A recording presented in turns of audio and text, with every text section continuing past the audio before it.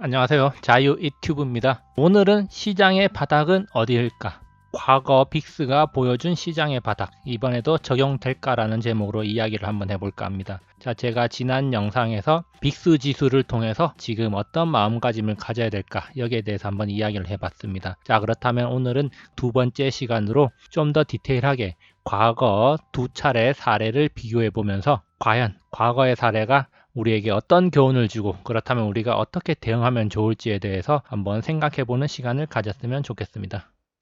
자, 지난 3월 20일 날 업로드한 영상이었습니다. 공포가 가득한 시장, 빅스가 방향을 말해준다 해서 빅스와 사람들의 공포, 주가의 관계에 대해서 살펴봤습니다. 자, 지난주 빅스는 사상 최고치 수준으로 치솟았습니다. 자, 그만큼 사람들이 공포에 질려 있었다. 시장은 공포에 지배당하고 있다. 자, 이렇게 볼 수가 있는데요. 자, 빅스 지수가 살짝 내려오면서 조정을 받고 있습니다. 그렇지만 여전히 높은 수치로서 공포와 불안은 여전하다고 할 수가 있는데, 어쨌든 시장의 공포가 최고조에 이르고 있는 작금의 상황을 잘 말해준다. 자, 이 정도로 우리가 이야기를 했던 것 같습니다. 자, 그렇다면은 우리가 이제 앞으로 어떻게 해야 되는가? 아직 시장에는 공포와 두려움 그리고 불안이 도사리고 있습니다. 자, 그렇다면은 과거 빅스의 움직임의 사례를 살펴보면서 향후에 시장이 어떤 모습을 보이면서 안정을 찾아갈지를 가늠해 보는 것, 어쩌면 우리에게 좋은 지침이 될 수가 있겠습니다. 물론 과거와 현재가 완전히 똑같을 수는 없습니다. 그렇지만 과거를 되짚어 보면서 과거 사례를 성찰해 보면 현재와 미래를 살아가는데 좋은 지침이 될 수 있다, 이렇게 볼 수가 있기 때문에 한번 살펴보도록 하겠습니다. 자, 두 가지 사례는 2008년 금융위기와 1998년 외환위기가 절정이 이르렀을 때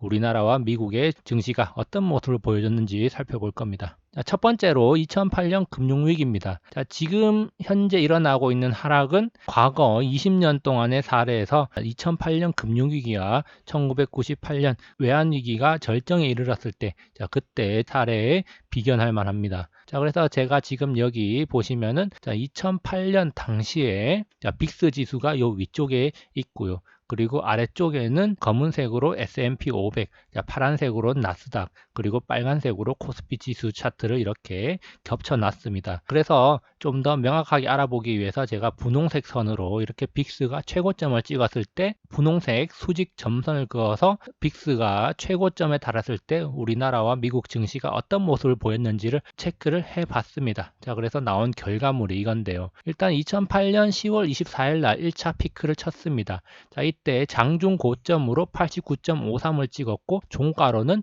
79.13이었습니다.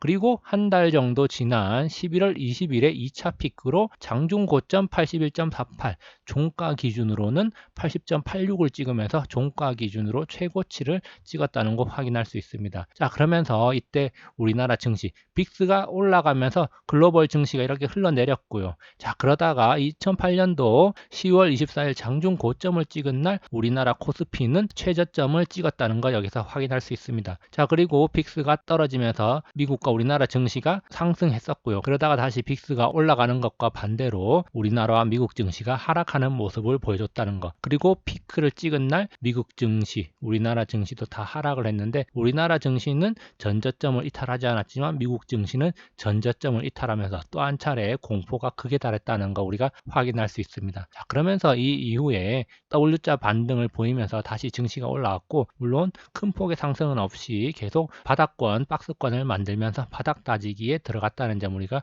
확인할 수 있습니다. 자, 이때도 빅스가 두 달 정도 하락을 하면서 증시도 비교적 안정적인 흐름을 보였는데, 자, 그러다가 2009년 1월에 또 빅스가 상승하면서 증시가 소폭 하락을 했고요. 그리고 또 하락과 상승을 반복하면서 증시도 반대로 상승과 하락을 반복했는데, 자, 이때 마지막으로 빅스가 상승할 때 미국 증시가 최저점을 찍는 그런 모습을 보여줬습니다. 자, 우리나라는 이미 2008년도에 최저점을 찍고 그 이후로는 최저점을 이탈하지 않고 횡보 박스권 흐름을 보여줬다는 점 눈여겨볼 필요가 있고요. 어쨌든 글로벌 증시가 빅스의 등락과 함께 이렇게 요동을 치면서 바닥권을 다져갔다는 점인데요. 자, 빅스의 고점이 서서히 서서히 낮아지면서 증시도 안정화되었고 바닥권을 다져갔고, 자, 빅스가 40선 이하로 떨어짐과 함께 이때부터 우리나라를 비롯한 글로벌 증시가 상승하기 시작했는데, 자, 우리나라 증시는 이때부터 차화정 장세에 돌입하면서 금융위기 고점을 넘어서 신고가를 기록하는 그런 모습을 보여줬습니다. 자, 이때 그래서 증시를 주도했던 업종이 바로 자동차, 화학, 정유 업종이었고, 중소형 정유 업종 같은 경우에는 1년 동안 10배 이상 상승하는 종목도 많이 나왔다는 점 우리가 과거 사례를 통해서 확인할 수 있습니다. 두 번째 사례로 1997년과 98년 아시아 금융위기입니다. 우리나라는 이때 IMF 사태를 맞이하면서 상당히 큰 어려움을 겪었는데요. 자, 이때는 우리나라뿐만 아니라 아시아 지역의 여러 나라들이 금융위기를 겪었고, 98년에는 브라질, 아르헨티나, 러시아 위기가 닥치면서 절정에 이르렀습니다. 자, 그러면서 98년 하반기에 이 위기가 절정에 이르면서 빅스가 가파르게 상승을 했는데요. 이미 우리나라는 이때 IMF 사태로 인해서 증시가 바닥권을 기고 있었고, 그리고 이때 최저점을 형성하게 됩니다. 자, 그래서 이 빅스가 1차 피크를 보였을 때가 바로 98년 9월 10일인데요. 이때 종가 기준으로 45.29를 찍었습니다. 빅스가 1차 고점을 찍기 전에 나스닥이 이미 저점을 찍었다는 거 확인할 수 있고요. 자, 우리나라는 이미 그 전에 IMF 사태 충격으로 최저점 277포인트를 6월 달에 찍었었고, 이때도 바닥권에서 기고 있는 모습 확인할 수 있습니다. 자, 그러면서 빅스가 하락 조정을 거칠 때 미국 증시 살짝 소폭 상승, 우리나라도 상승과 하락을 반복하고 있는 모습이고요. 그러다가 빅스가 또다시 상승하면서 위기감이 고조될 때 나스닥 지수가 큰 폭으로 하락하면서 최저점을 찍게 됩니다. 이때가 바로 98년 10월 8일 2차 피크인데, 종가는 45.74로 1차 피크의 종가를 넘어섰고 나스닥은 최저점을 찍었죠. 자, 그리고 이렇게 이 이후에 빅스 지수가 가파르게 하락을 했고, 그 이후로는 횡보 하락 추세를 보여줬는데요. 자, 이 이후로 닷컴 버블이 시작되면서, 자, 이때 98년 연말부터 1999년 연말까지 우리나라 코스피가 4배 상승, 코스닥은 그것보다 더 많이 상승하는 기염을 토해냈습니다. 자, 이렇게 빅스가 하락한 뒤에 증시가 다시 상승을 했는데, 이때 풀린 엄청난 유동성이 IT 관련 주식으로 몰려들면서 닷컴 버블이 형성됐다는 사실 우리가 눈여겨볼 필요가 있습니다. 자, 그렇다면 지금 상황이 어떤가? 자, 빅스 지표 상당히 많이 오르면서 공포가 극대화됐다는 사실 지난 영상에서 이야기를 했습니다. 자, 그러면서 아직도 증시에는 상당히 불안감이 도사리고 있고, 자, 많은 사람들이 하락을 외치고 있기도 합니다. 자, 그렇다면 지금 현재 상황은 외봉을 만들고 있는 상황이다. 자, 이렇게 볼 수가 있겠는데, 현재에 비견되는 과거 두 사례를 보니까, 자, 외봉으로 끝난 적이 없더라. 최소한 이렇게 쌍봉을 만들어야 된다. 자, 그렇다면 심리적으로 안정이 되면서 상승에 대한 기대감이 한 1, 2주 정도 나올 수는 있겠지만, 자, 이것이 V자 반등으로 이어지는 게 아니라 증시가 상승을 하더라도 다시 시장에 불안이 엄습하고, 자, 공포지수 빅스가 다시 오르면서 하락 조정을 거칠 수도 있겠구나. 자, 이렇게 생각을 해볼 수가 있겠고요. 이런 불안이 다시 소강 상태로 접어들고 시장의 불안이 완전히 제거되기 시작한다면 증시가 다시 오르면서 상승 가도를 갈 수 있지 않을까. 자, 이렇게 한번 생각을 해볼 수가 있겠는데, 자, 여기까지는 최소한 3, 4개월은 기다려야 이런 결과를 확인할 수 있기 때문에, 어쨌든 단기적으로는 빅스가 하락하면서 증시가 어느 정도 다시 소폭 상승할 수는 있겠다. 그렇지만 또다시 빅스가 오를 가능성도 우리가 염두에 둬야 된다. 자, 이렇게 볼 수가 있겠습니다. 다시 말해서 증시가 반등하면서 상승하더라도 흥분하지 말고 다시 하락을 염두에 두면서 좀 보수적인 접근이 필요하지 않나. 자, 이렇게 생각해 볼 수 있다는 겁니다.